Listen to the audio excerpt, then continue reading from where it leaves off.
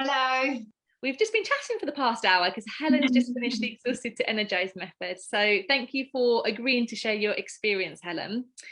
Tell us a little bit about you. Tell us about your family and Well, I've got 4 children, so it's quite busy and very hectic. Before I started doing this, I was just getting exhausted, and then I was ill over Christmas, and then January is when I completely went downhill, and I just realised I thought it was my iron levels, and we've worked it out. Sort of, it was B12 iron levels, and yeah, I just needed some help. Yeah. So tell us kind of like what was going on at that time, like how exhausted was you every day, or was there any other symptoms going on? I was really exhausted, as in I couldn't get out of bed, really. It was, and that's when sometimes it just had to reach rock bottom for me to suddenly think, hang on, I think it could possibly be my iron and other things as well. But at the same time, I've been bloated probably for about 7 years, but I hadn't really noticed it because of pregnancy and all of that sort of thing. And I knew I was going to be 40 this year, and thought I would like to be better and be fitter and healthier. Yeah, and it's not an unusual story, like needing to reach rock bottom. Why do we do this to ourselves? I know, exactly. Yeah. I mean, I know what it's like to sort of be anemic and not have the right iron, but it seems to always, wait till I'm right at the bottom for me to suddenly go, oh, hang on. Yeah, I think it's just human nature. I think it's actually a lot easier to resolve things when we reach out for help earlier, when we're getting some symptoms but it's not reached rock bottom. But I think it's human nature for us just to push on and think it's going to get better. Do you think that you felt like it would just get better?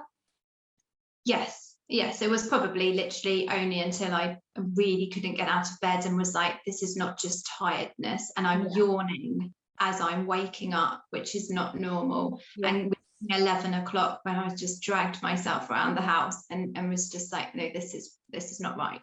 Yeah. And so had you tried anything before we started working together, like yourself? No, I had seen one of your videos before on Beat the Bloat, so I had attempted doing that, and I really enjoyed that, but realised that lentils and all the things that was on that those were the things that were not so good for my. I remember. So the Beat the Bloat challenge it's some really gentle kind of Ayurvedic kind of food, but it has got some lentils and some rice in there, which for most people in their digestion it's very healing. However, if your digestion needs a lot of work, you need to strip things back even more, and we've done a lot of that over the past 12 weeks. Like, a lot of the work for yourself has been around digestion, hasn't it? Yes, yeah, definitely. And then that came along with, and then I got my energy back too. Yeah. So tell us a little bit about the journey and how it's been for you over the past 12 weeks. Oh, it's just been great. I mean, I've really enjoyed that it's been very slow, because obviously I've got four kids, and so anything that I was going to be thrown into something, and it was going to be more of a challenge, was going to be more difficult. So just that first week, when I just looked and it was like, just do about hydration and just drink water, I was like, oh, okay, I can do that. That's, I can definitely do that. That's easy. And then I just love just printing everything off. And then I did get folders and putting them in, and just slowly knowing what I was supposed to be doing. And really nice that I didn't have to worry too much, because I think at some points I was thinking, oh, I know lunch is going to be coming, and dinner, and those main things. But then it was because it was a slow, gradual process. When it came to sort of changing the lunches a little bit, it was fine. It was easy. Yeah, that's great. And so you're mum of 4, you're homeschooling a couple of your children as well, and it's been locked down as well, as it has for everyone. So that's really good to hear that you feel like it's still been manageable, even with all of that going on. Yes, yeah, definitely. Yeah. Was some weeks harder than others? Was it like an up and down journey for you, would you say? Yeah, I think it's always harder if you've got an event or something coming up. So, as I said, I've just had Easter. So that was a little bit more of a challenge, because you're doing more things. Definitely it's slightly getting harder now, because the kids have all got their clubs that are going back to, and I'm definitely a lot busier. But because I've spoken to you and all the things that you've said, they're in my head. So even last night, I didn't get a chance to actually write down what my list or what my 1 or 2 aims were for today, but I've still got them in my head. So I know what I've got to do. So, you know, it's all there, and all the tools that you've given us, I know them all. They're all there. I know sort of this morning when I woke up and thought, oh, okay, yes, I need to have 2 nights of going to bed a bit earlier. And I think it's also nice because it's not that we have to be really, really strict. And every time if I said to you, oh, it hasn't been so good, it's just nice that you're like, it's fine, it's natural, it's, you know, it's not going to be possible to be completely follow something to the T all the time. And that's nice because obviously life is life, and things happen. That's a lot of pressure to put on yourself, perfectionism, isn't it? Yes. So tell us a little bit about the bloating, because you said you suffered with that for 7 years. Tell us in which ways. Is it like you was feeling constantly bloated, like you would need to wear leggings because you couldn't get your jeans done up? Like, how was your bloating affecting you before? Oh yes, I've definitely got a wardrobe that half of it, you know, I look at and say, yeah, can't wear, you know, sort of even just a dress that's a little bit tight fitting, because it would show my stomach, and I would look like I was 4 or 5 months pregnant. Yeah. And I think that's probably where it got to the brunt of it, when I was like, I've been through my pregnancies, I've done all of this, and now I don't want to look like, and I don't really want to look like I've had 4 children as well. I don't, you know. Yeah. And you know, that's so that's sort of what was happening. I wasn't feeling uncomfortable. I wasn't really getting any acid reflux or indigestion or anything like that. It was just, and it also seemed to be whatever I ate, I was just bloated. And I had cut out some food types, but that's where I just knew that I needed to speak to somebody to really help me to work out exactly what it was, because as I said, I could just drink some water and suddenly I'd be bloated. Yeah. And so tell us now, are you confident, like, you know what bloats you, you know what doesn't? Like, do you feel like you've got a lot more control around that? Yes, definitely. Yes. I mean, being, you know, on a quite basic diet as such, or what I've been eating for the last 4 weeks has helped, because as soon as I introduce something little, and it can be anything, I can tell, and I can actually feel a little bit. So I don't know whether it's because I was constantly bloated, I just couldn't really feel anything. But now I'm really listening to my body and can be like, oh yeah, my stomach's making some noise. I'm not sure it's so happy on that. And I had a bit of sausage last night, and you know, I thought in my head it was probably going to, my stomach was a bit like, not so sure on that. So yes, it's great. Good. So you feel like you've got more control, more knowledge around what suits you, what doesn't. And then what about the actual bloating itself? Do you feel like that's a lot better now? Yes, yeah, totally. I mean, I'm probably at least half, so I won't be I haven't got up to the massive bloating that, you know, at the end of the day, that was always the key. At the end of the day, I would look in the mirror and just be so depressed, because I just like, oh my gosh, I just look absolutely enormous. And it would be sometimes depressing because I might have eaten quite well, what I thought in the day, and still be like, I still look like this. And now I don't. I just a little bit. But as I said, you know, at the weekend, I had a little bit of wheat, and could instantly notice that, you know, I did get bloated, but I didn't get as bloated as I would have. So it's definitely working. It's just a long process, but then healing is going to be a long thing. It's not going to be a quick fix. Yeah, I think we don't have to hold that in our mind that it is going to take a long time, but we have to know that's a potential. And I think with the gut health, that often does take time, especially when you've said like it was 7 years of bloating, that normally does take a little bit of time to undo. Sometimes someone might just need to take out one thing, just take out the dairy, take out the gluten, and it's fixed. But normally that's not the case. It's a number of things that have to happen. And I think mine was quite severe, wasn't it? I mean, you know, everything was making me bloated pretty much. Yes. And Helen, when you have these digestive discomfort, let's say, often that's linked to the mind as well. So there might be some brain fog, or some concentration problems, or like memory loss. And when we were chatting before, you did say, like, I had a situation recently and I feel like I handled it a lot better. So can you tell us what kind of impact that you feel like it might have had on your mental health or your brain? Oh yes, I think it was something also that was like a light bulb suddenly going off, because I knew about nutrition a little bit beforehand, but had not really sort of actually put what I put into my body and thought about what I eat that is really going to affect my brain. You know, you just think, oh, is there's a situation, you handle it in sort of any way, but you can't, just couldn't imagine that actually if I ate properly, that situation I would be able to handle differently. So yes, because I was getting the brain fog, I was memory loss, and sometimes just didn't know what I was supposed to be doing when I got up in the morning, and I just feel so much clearer. And I've sort of had a few heated debates, you know, with my mum, and that, which is a normal part of our relationship anyway. All relationships. Yeah. But I'm just dealing with them so much better, and just coming back and not thinking about them at night time, and being able to do the breath work and just thinking, okay, yes, you know, just let it go. And so, you know, things are bothering me, but just I can handle them so much better. And that's just really important, because when you're with your kids and your family, and of course everybody wants you to be happy. Yeah. And usually I think that's also, I'm quite a happy, bubbly, humorous person, and I wasn't being like that. I was just being quite miserable, really. Yeah, you felt like you'd lost that part of you because, well, you was exhausted and you was uncomfortable, I guess.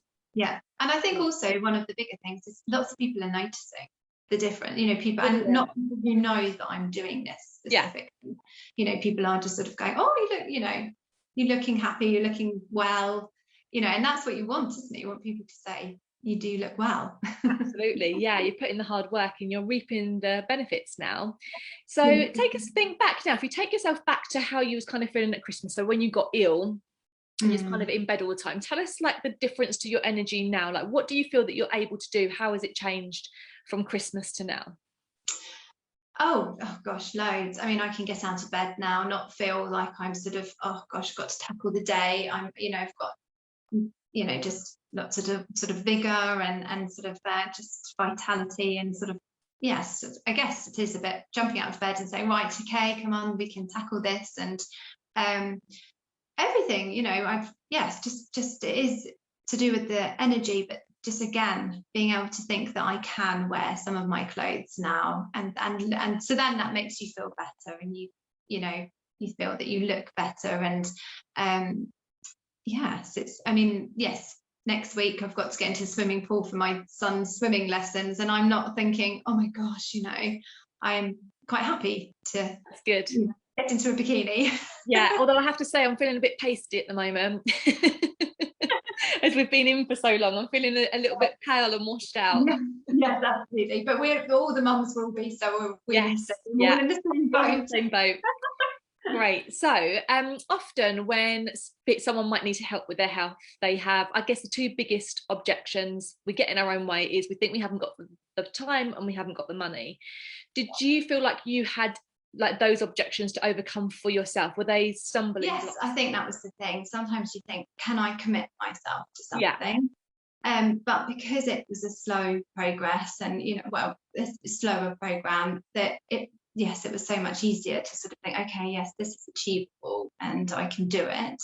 And the money, at first you sort of think, oh gosh, because it's quite a lot, you know, it's a lump sum. But then if you work out, and I have been to other nutritionists, and we've only had an hour, and they've literally kind of just written a few things down, and you know, you've got to change your whole diet straight away. And they charge a lot. So I suddenly sort of worked it out and thought, well, actually it's not, it's really, it's reasonable, and it's something. But because I'd seen you on Facebook as well, and you impart so much, and you're happy to give a lot, I thought that actually, I think this is going to be good. I'm going to learn a lot. She's going to give me a lot. Whereas I've been to nutritionists, and it's sort of, they will just tell you a few things that are just key to you. But I mean, what's lovely is also being able to listen to everybody else. That's really helpful, because then I've caught something and sort of gone, oh gosh, my husband's got ulcers or something. And then I've gone, oh, you know, you've said B vitamins. So that's really helpful, because I think sometimes we also forget what we also do have as well. So sometimes you can be like, oh yes, I suffer from that. Yeah, or, it's become normal for you, so you don't see it as a symptom. Yeah, exactly. And then we forget to mention it to you because we might just be focusing on one thing. And then I think the biggest thing as well is that we're just getting a whole package. So it's, you know, we can talk about how to manage the time in the house. yes, we've spoken about that. Yeah, You know, with husbands. So that's what's lovely as well. It's not just focusing on food. So yeah, because healing is everything. It is, you know, if you're really stressed out in your relationship or stressed out with your home, that is going to be part of the healing process. And I do feel that you really made the most of the weekly calls. I think from memory you showed up to every call, actually sometimes more than once a week, sometimes twice a week, and it's great to see you using those resources. So do you feel like that was something that helped you a lot in that 12 weeks? Do you think that if you just had like an online program you had to follow yourself, that you could have got the same results, or do you think it made a big difference having the weekly or twice weekly check-ins? Absolutely, you definitely need to speak to you, to actually have that interaction is so much better. And we covered different, because you don't know what subjects necessarily you're going to cover as well. And then also I was going to say that there were some times when I sort of think, oh gosh, you know, I don't have the energy, or I don't have the time to speak to you. But then when I've spoken to you, I felt so much better. And you know, we've written down some things, and I've just gone away and gone, yes, Hannah's the question. Yeah, this is really good. I'll do this, and have felt so much better from, and you know, and sort of getting some energy and being lifted from speaking to you. So you know, which you would never do if it was just you know, emails or online, as in that sort of thing. So it's really, yes, I found those really, really important. Fantastic. Okay, last question. If there was someone else who's watching this now and they're struggling, you've learned a lot in the past 12 weeks, what one piece of advice would you give to someone else to start changing the way they're feeling? Like, what's something that's really impacted you over the past 12 weeks? Oh, I would definitely say it's organisation has helped. You know, just literally, and I've got my husband doing this as well. We know when we're going to order online what day. Now I've realised to give myself a couple of days grace, just in case we forget to on that particular day. Back up. Order on a Thursday, we need to get it done by a Saturday, and it gets delivered on a Monday. But just meal planning, just knowing what you are going to eat for the week, and then ordering for that, it's just been a life change. You know, that's been so good. Yes, I think you're the first person who's ever shared that organisation is the tip for your healing. And did you find it, because we do things very step by step, we look at breakfast, then we look at lunch, then we look at dinner, and I know for myself that if I try and plan the whole menu for everyone for the whole week, it gets really overwhelming. Obviously once you've done it a few times you can start to reuse it, but did you find taking that step by step, so going, don't worry about lunch, don't worry about dinner, let's just focus on breakfast, did that break it down for you and make it easier to stick to? Yes, absolutely. Because I think, I can't remember, there was someone else that we were speaking of, or she was speaking, and it's also, once you've got a few key recipes in your mind, it just comes so much easier. So with the chia seeds now, I've introduced that to the kids, they love them, and doing the stewed apple, the stewed pear. So it's just a breakfast that I'm just like, right, I know exactly how to do that. Sort of that, like the buckwheat pancakes, instead of having wheat bread, I've, you know, trying to train the kids and sort of saying, right, well, we have these pancakes, and then you fill them and put other things in them, but those kind of equivalent. And I've just got that recipe down to a T, so I can just do it in seconds. So they all know what breakfast is, what the choices are, and it's the same thing. Like, I've got slow cooked chicken on now in the slow cooker. I know exactly what spices to put that on, because that's one of your recipes. And it's just, yes, exactly, just knowing what it is. And then, you know, other weeks when I'm starting to eat a little bit more, I'll get the recipe books out, and we can, you know, with the kids, I can do some different recipes. But open your fridge and have everything there that makes the meal just makes me feel so happy. Oh, fantastic. Yeah, and why would it not? I mean, that just, mum life, that makes mum life so much easier, doesn't it? Definitely. And I think to do this, I would probably recommend also to maybe not go to a supermarket, to try and go to the supermarket, but online, so you're not actually going to the supermarket, because that's when you start to see all the treats and all the other all the things. temptations. All the temptations, exactly. But my husband, now we've worked out, we spend less, although it feels like, because we're getting good quality meat, we're getting organic, it feels like it's more expensive, but actually neither of us are going to the supermarket, so we're not doing any of those extra trips, or when we quickly get this, I've got to quickly get that. So we're spending less. I found exactly the same, actually. So when I first started my nutrition journey years ago, I found I was spending so much less. So for me, it was less on alcohol and less on, even like Pringles and crisps and stuff like that. Junk food is expensive, and chocolate, because I wanted it all the time. And so you're right. You direct some of those funds towards better quality food, which is then helping your healing anyway. Yes, exactly. Yes. So I don't mind spending a little bit more on those nice on-bar chocolates. Yeah. Because then I'm thinking, well, actually, how much I would have bought on cakes and all those other things adds up to that tiny little bit. And because that's got the coconut palm sugar in, it's that naturally doesn't make you want to have loads. And I've even introduced that to my best friend, and she was like, oh my gosh, you're right. It tastes amazing. It does the whole thing that you want with the chocolate, but you're not eating the whole bar.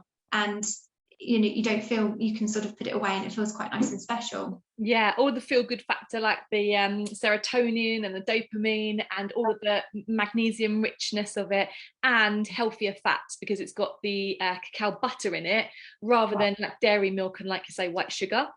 Yes. So less addictive. You've given so many good tips that you shared there. Thank you so much for sharing your knowledge and your wisdom, and for joining me for the past 12 weeks. It's been brilliant working with you. And we're going to continue the journey, aren't we? So yes, we're gonna... definitely. Yes. Brilliant. Yes.